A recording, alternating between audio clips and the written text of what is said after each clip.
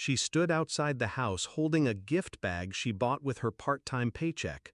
Hair curled, dress pressed, smile trembling. 5 hours on a flight, 2 trains, a walk uphill in heels. And they didn't even let her inside. My mother opened the door halfway, like my daughter was a solicitor. Then she said it, flat, rehearsed, cruel. "We've decided you're not family anymore."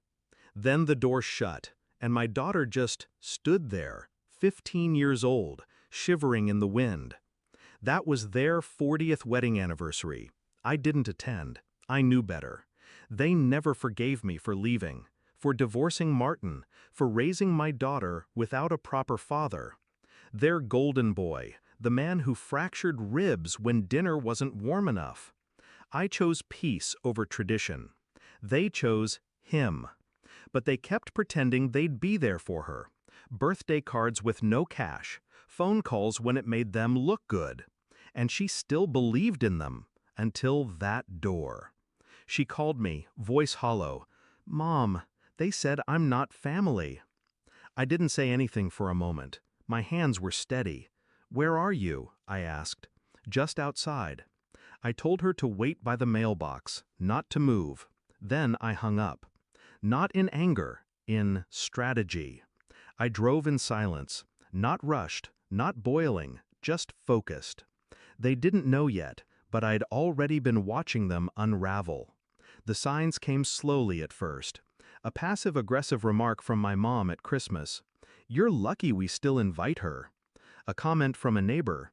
"I didn't know your daughter wasn't speaking to your parents anymore." Except she was. Until that day, she still sent them cards, still called every Sunday. They just stopped answering. Then the will came. They updated it without telling me. A copy accidentally forwarded to my address.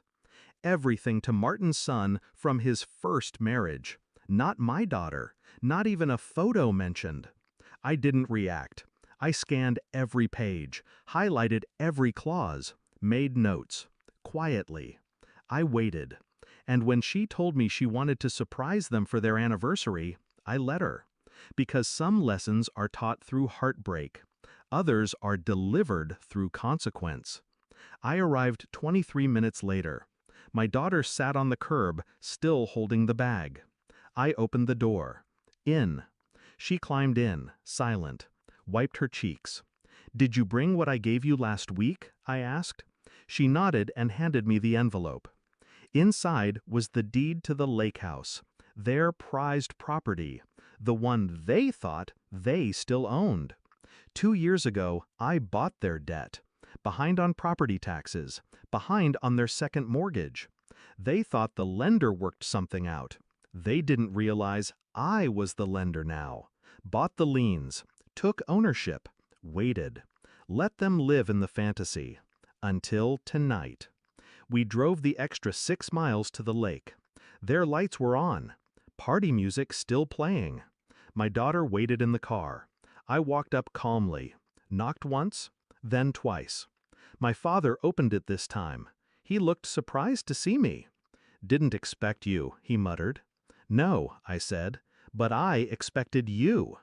I handed him the letter. Foreclosure notice, eviction order, transfer of title, all legal, all signed, all final. They didn't read it at first. Then they did, and the screaming began.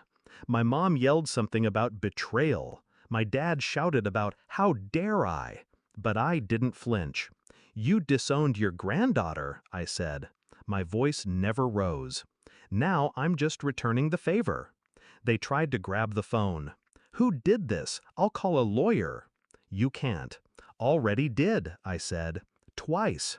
The paperwork was filed months ago." "Where are we supposed to go?" my mother snapped. "Not my problem," I replied. "Just like she wasn't yours." I walked back to the car. My daughter looked at me, eyes wide. "Are they okay?" I looked her dead in the eye. "They'll survive, but they'll never forget what they lost." The next morning, the locks changed.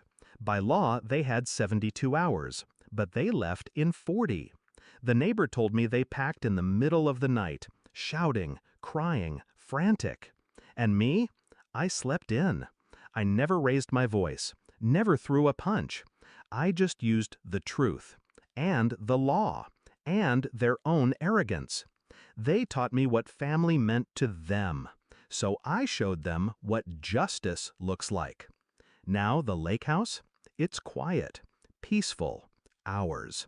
My daughter painted her room last week. Blue walls, new curtains, a fresh start. No ghosts here, just memories we choose to build.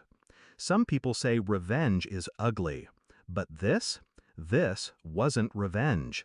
This was reclamation of her worth, of my power, of the legacy they threw away. And if they ever wonder why, they can remember the door they closed and the home they lost because of it.